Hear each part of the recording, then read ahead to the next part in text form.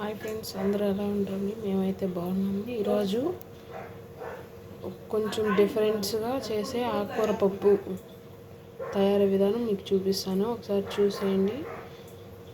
First అయితే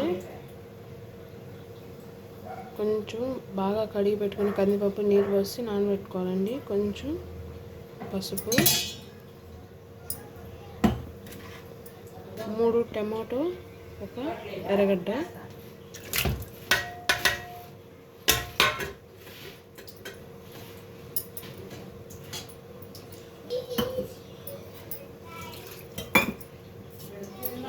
కొంచెం నిమ్మకాయ సైజ్ అంతా చింతపండుని ముందుగా కడిగి నానబెట్టుకోవాలండి. ఆకుకూర సన్నగా తరిగి ఫ్రెష్గా ఉన్న ఆకుకూర తీసుకొని తోటకూరని బాగా సన్నగా తరిగి కడిగి శుభ్రం చేసుకుని ఒక బౌల్లోకి అయితే తీసుకోవాలండి. దీన్ని ఎత్తి ఇప్పుడు పప్పులోకి కలిపేయాలండి. ఒకసారి చూడండి ఫ్రెండ్స్, ఇలాగైతే కుక్కర్లో పెట్టేయాలండి.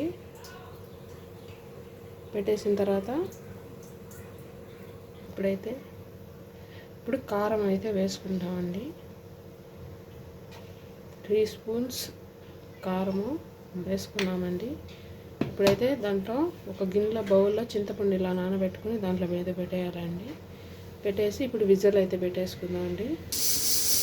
3 విజిల్స్ అయితే పప్పును బాగా ఉడకబెట్టుకోవాలండి.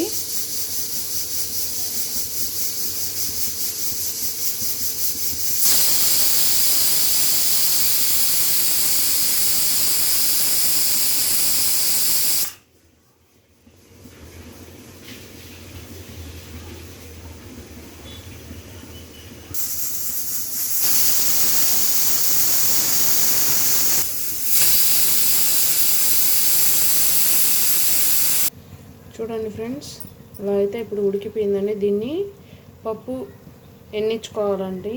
దానికి కొద్దిగా ఉప్పు, కల్లుప్పు వేసుకొని ఎన్నించుకోవడమండి ఫ్రెండ్స్. ఇలా అయితే ఆకుకూర పప్పు రెడీ అయిపోయిందండి. ఇప్పుడు తిరగమాత పెట్టుకుందామండి.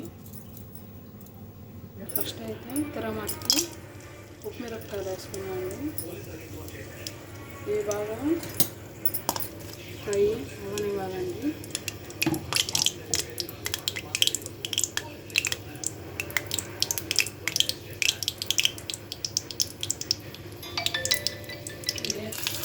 నాలుగు వేలు దంచి పెట్టుకున్నాను, ఆయిల్ వేసుకోవాలండి. ఫ్రై అవ్వాలి బాగా.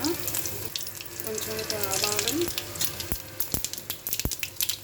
జీలకర్ర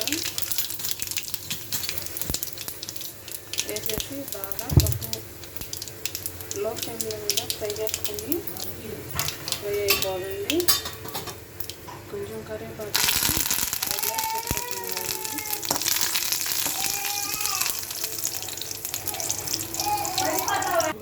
అంతే అండి. పప్పునైతే తిరగమాత పోసేసామండి. కలిపేసి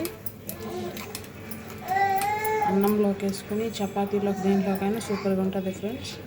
try it. Okay friends, bye.